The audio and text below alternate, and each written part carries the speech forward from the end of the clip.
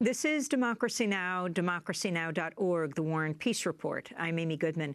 As we go now to Uruguay, where former Guantanamo prisoner Jihad Abu el-Diab continues a hunger strike, demanding he be allowed to leave Uruguay in order to reunite with his family in Turkey or in another Arabic-speaking country.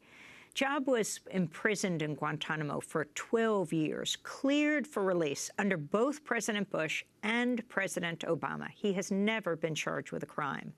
While at Guantanamo, Diab also launched a hunger strike to demand his freedom. He was among a group of prisoners subjected to force feeding. The Obama administration's refusing to release video of the force feeding to the public, but after a judge demanded it, the Obama administration did give the redacted videotape to the court, which reportedly shows graphic images of guards restraining Diab and feeding him against his will. Human rights groups have long said the force feeding of Guantanamo prisoners amounts to torture. Well, last Wednesday, Diab slipped into a coma for 9 hours on a hunger and thirst fast, revived only by a hydrating IV while he was in that coma. On Thursday, after 9 hours in the coma, Diab awoke, and I was able to speak to him in an exclusive Democracy Now! Interview. He was exhausted. He was lying on his bed in Montevideo, Uruguay, and I asked him to begin by talking about how he felt.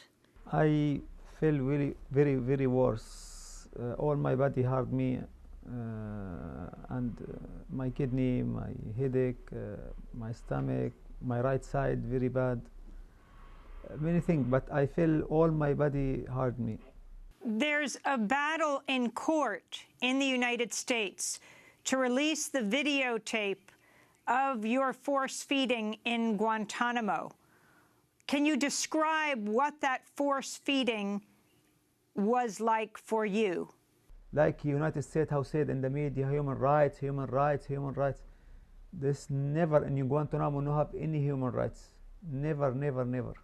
He take the video from first time, go to me in my cell, to move me to chair and give me the tube for give me force feeding. But if you see this video and see the guard how treated with me, how beat me, how make with me, this not human. Diab, in Guantanamo, one nurse refused to force feed the prisoners. Can you talk about that nurse? This nurse, from first time coming to Guantanamo, me and my brother spoke with him many times. Why you coming here? This your job, this human right job, a good job. Why coming here for torture the person, the detainee? He think too much. After that, he said, give me a couple days, I take decision for that. He after 2 days or 3 days come and tell me, Jihad, there I don't leave anyone tell me my number, because I am not number, I have name. He tell me, Jihad, I take decision. I tell him what? He said, now I stop give any force feed for anyone. I refuse give any. And I spoke with the government in the Guantanamo about this. I tell him, me and all my brother said for you, thank you very much for that, because I respect this person. He helped me, and he gentleman. He trained with us there, only them trained with us from first day coming there. I see him always, he not all right, and he trained with us very well. And after that, I tell him thank you very much about this. He said, what happened after that, I don't care, but I refuse give any force feeding. And after that, he moved from there, and I hear after that in the news he want to take him to court about he refused, because he refused the army order.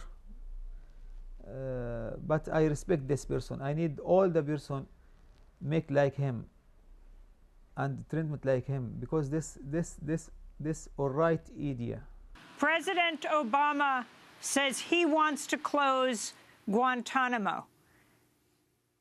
Do you believe that will happen? If he wants to close Guantanamo, he can. He can now. Now. He can give order, close Guantanamo, he can close Guantanamo. But he coward. He can't take this decision because he's scared.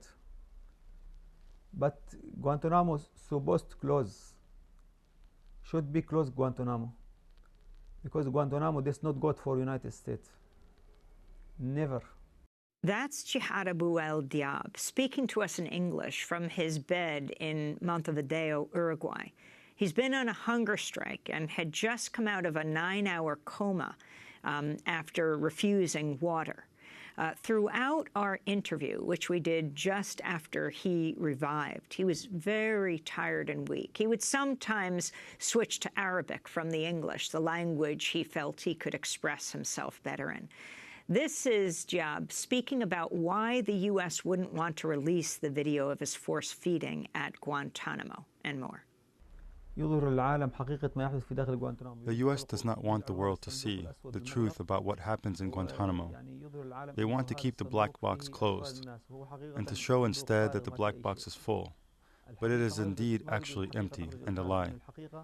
They can't let the world see the video and know the truth, because the truth will contradict the reasons the U.S. is holding the prisoners. For example, I have papers showing to be innocent since 2006, since the time of George Bush, yet they kept me in Guantanamo. And again I had papers proving my innocence in 2009 with Obama, now president, but they still kept me in Guantanamo. I ended up staying until December 2014, and even the media started to report on me, saying that I was a victim and that I was an innocent man that didn't do anything wrong. In Guantanamo they said, I will not get out until I admit a crime. This is the fact of America. You have to admit to any crime. Why? I said I will not admit to anything. I didn't do anything. That is number one. But they will not say up front to their people, we caught innocent people who didn't commit any crime. They had to create anything. They must force us to admit anything. They offered multiple choices for us to admit something. Is that justice? The issue is the United States knows it's wrong and implicated in Guantanamo. But the U.S. does not want to apologize and go back and stop this injustice and solve this problem. With this, I want to send a message to the American people about the American government's policy with Muslims and non-Muslims, because their policies with Muslims will bring a lot of problems. America is who creates enemies for themselves. America is who creates terrorism and hostility towards themselves. Diab, are you willing to die on this hunger strike? ليس عندي إلا حلين الآن. جيد؟ I can only see two solutions. Either I am reunited with my family, or I will have to pay with my life. I want to reach my family that I have not seen for 15 years.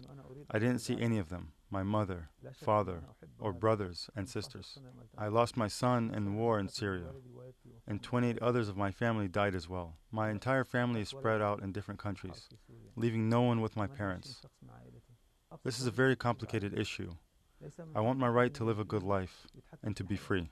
That's Jihad Abu el-Diab. He was held at Guantanamo for more than 12 years, has not seen his family for between 15 and 20 years, his parents. Speaking to us exhausted from his bed in Montevideo, Uruguay. He's been on a hunger strike and had just come out of a coma last Thursday morning after refusing water. That he had been hydrated through an IV. Extremely weak and tired.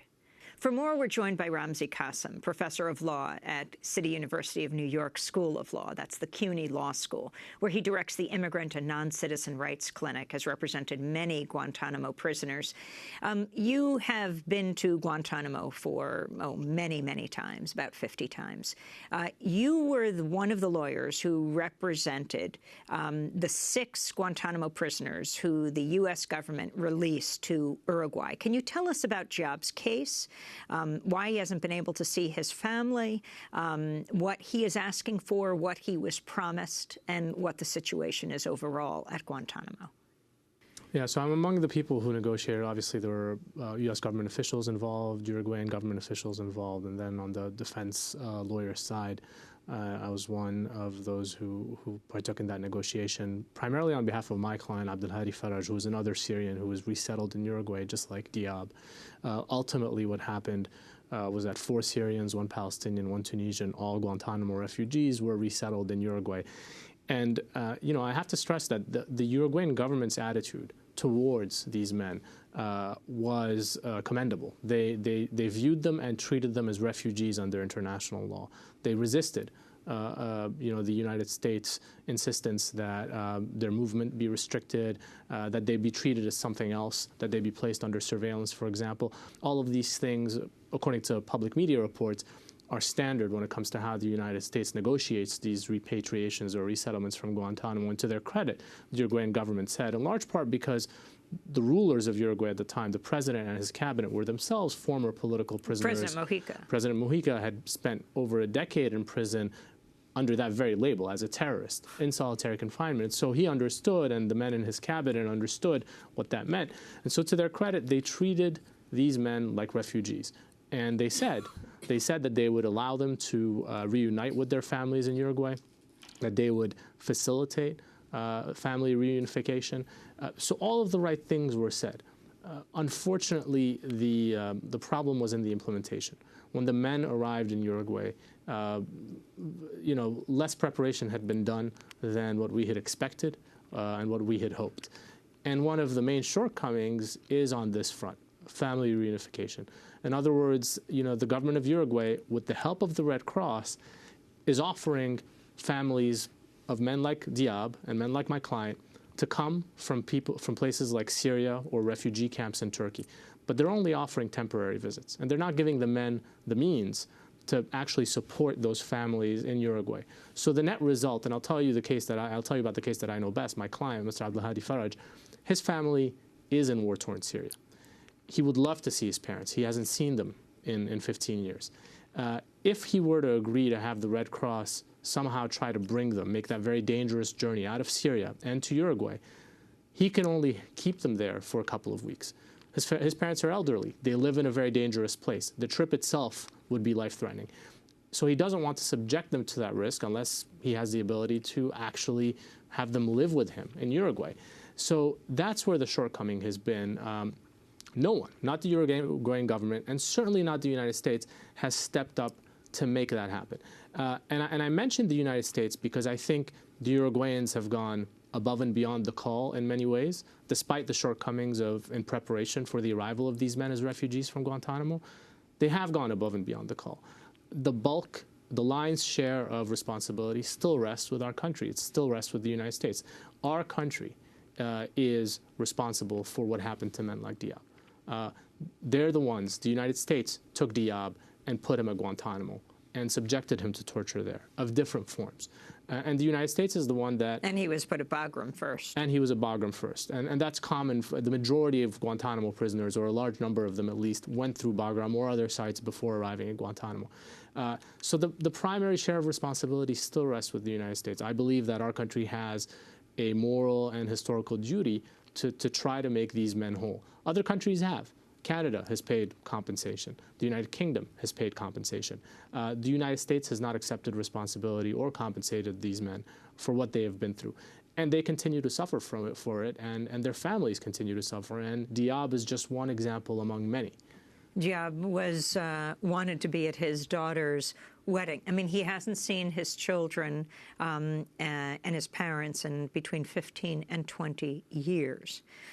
Could he leave Uruguay? I mean, he actually attempted to. He went to Venezuela. He was taken by the secret police of Venezuela, and he was deported back to Uruguay. I mean, it's not a crime for him to leave Uruguay, but he was deported back.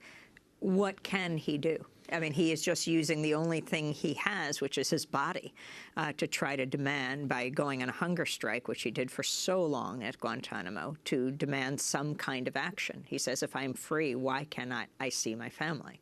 And it's especially tragic that he's had to revert to that mode of communication, the mode of communication that he had when he was at Guantanamo. In other words, the only form of expression and protest available to many of the prisoners is to go on hunger strike, is to refuse food and sustenance from their captors. And that isn't a crime, right? It's a form of peaceful protest.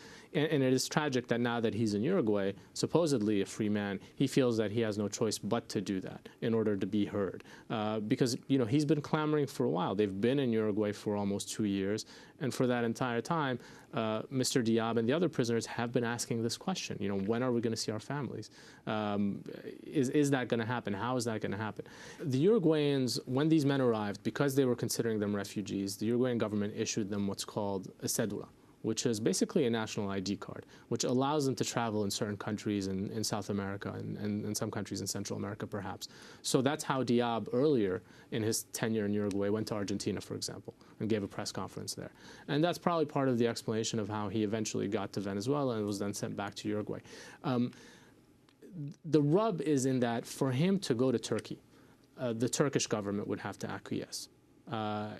Someone would have to facilitate that travel. He'd have to be issued travel papers, which obviously he's not going to get from the Syrian government, given what's going on in Syria right now. And ultimately, the United States government, whether or not they're going to publicly recognize it, my view, my opinion is that the United States government probably has a say as well.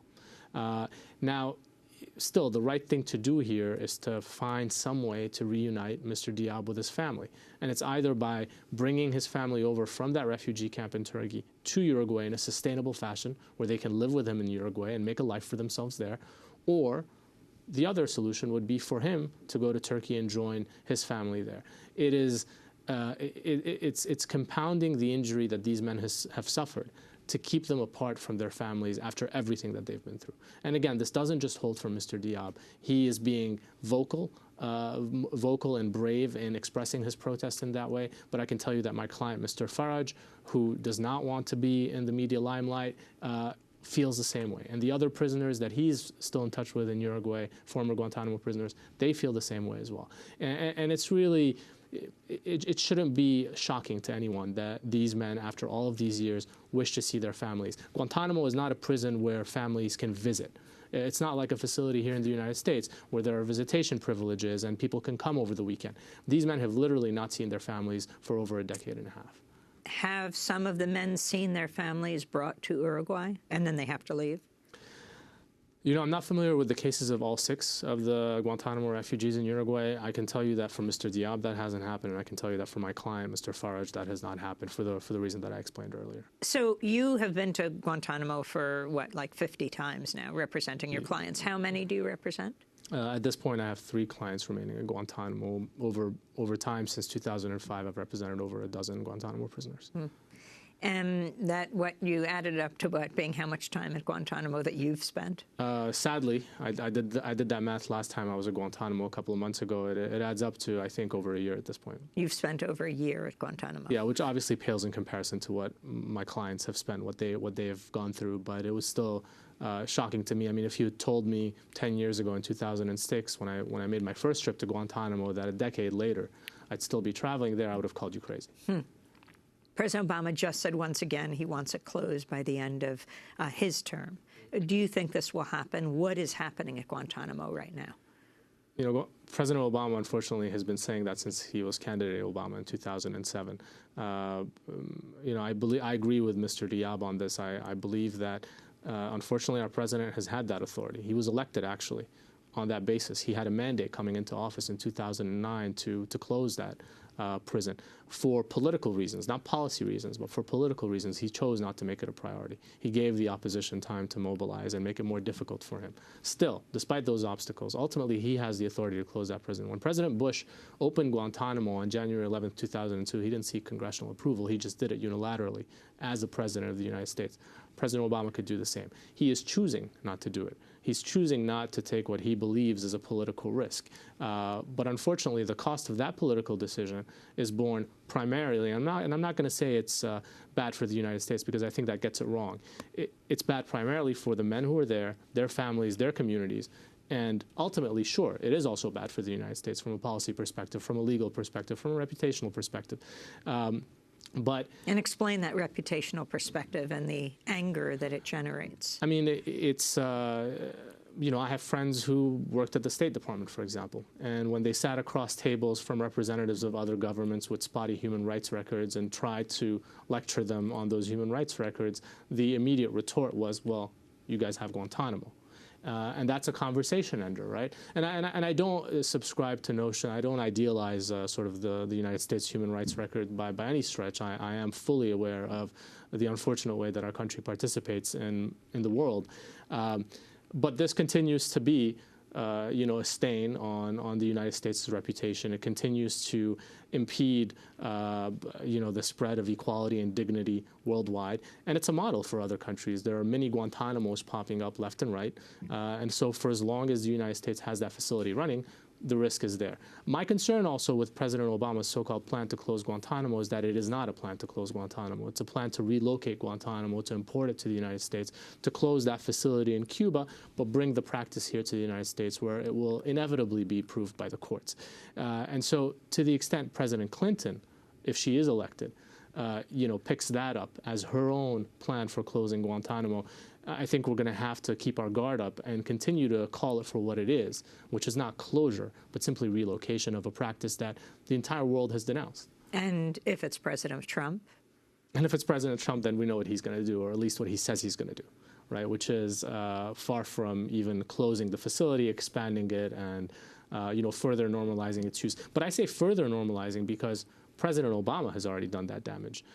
For two administrations, for 2 terms, he has maintained, he has kept Guantanamo open. His Justice Department lawyers have gone into court and made the very same arguments that, and I say this as a lawyer who's litigating against the Justice Department, the same arguments that the Bush administration lawyers were making in 2008 are the ones that the Obama administration lawyers started making in 2009 and to this day in 2016. And so you have to ask yourself, how serious is the White House about closing this prison? And the unfortunate answer is that no, they've caved to political considerations. And what would, if you can say this, what would a just closing of Guantanamo look like? It would mean you release the men that you are not going to try. And when I say try, I don't mean a military commission. I have represented a prisoner in front of a military commission. I've tried a case almost fully in front of a military commission. I know what that system is. That system is designed to produce convictions, not justice. It is designed to cover up the centrality of torture in all of these cases. Those are the 2 main purposes of the military commissions. That's not what I mean when I say trial. And I'm not idealizing our own criminal justice system. It has very serious imperfections, especially when it comes to defendants of color, especially when it comes to Muslim defendants in so-called terrorism cases. So I'm not glossing that over at all. But I think fundamentally, closing Guantanamo means for the men that you have evidence against that is admissible, you try them in a fair court of law, so not a military commission, a regular court, not a military court.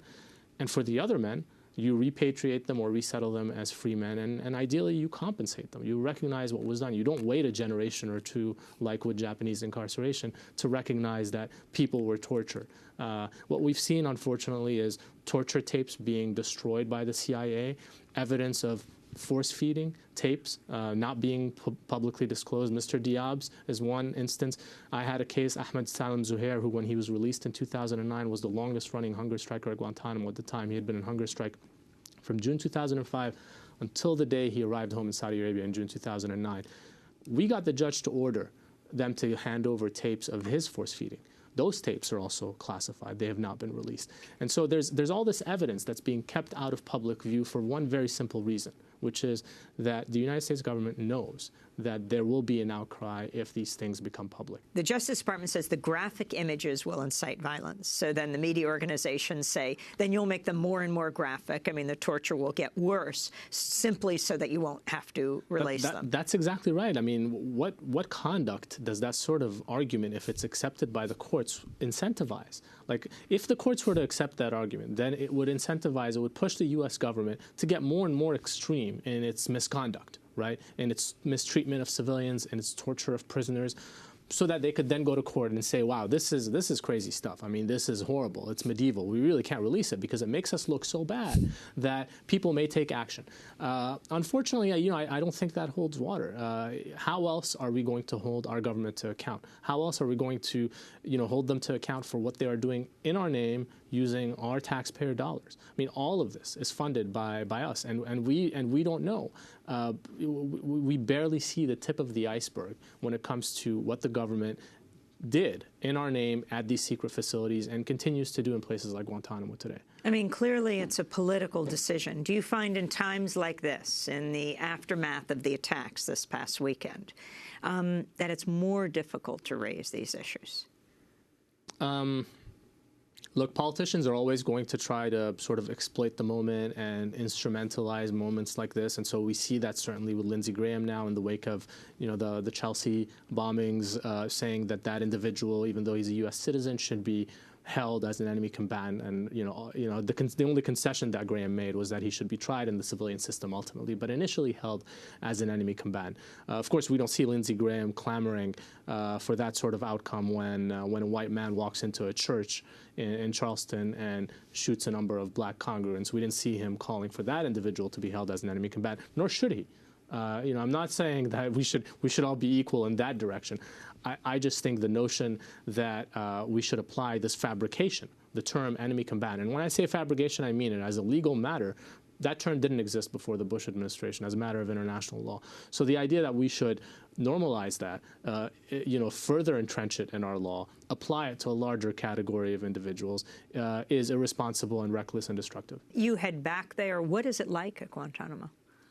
Guantanamo has changed a lot over the years, right? So it really depends on when it is. And it hasn't changed in a linear fashion, right? There are periods when it's better, the conditions, I mean, for our clients, and there are periods when it's worse. And so that's not predictable. It's not linear. For me, as an American, as a lawyer, as an Arab and a Muslim, it's a deeply unsettling place. You arrive in this, what's probably the most pristine, untouched, most untouched corner of the Caribbean at this point. There are no touristic developments. It's stunning. It's a stunning, beautiful part of the world, scenically. But then you juxtapose that with the symbolic weight of the place. You juxtapose that with the knowledge of what's been done to human beings in that place and what it represents fundamentally since 2002. It's a place that was designed to dehumanize and break down people, and it's a very uncomfortable juxtaposition. So for me, I really. I'm grateful for the time that I get with my clients there and for whatever I can do to help them and their families. But I'm always also happy to be on that plane leaving. Yeah. Ramzi Qasim, thanks so much for being with us, professor of law at City University of New York School of Law, where he directs the CLEAR project, which stands for Creating Law Enforcement Accountability and Responsibility. This is Democracy Now! I'm Amy Goodman. Thanks for joining us.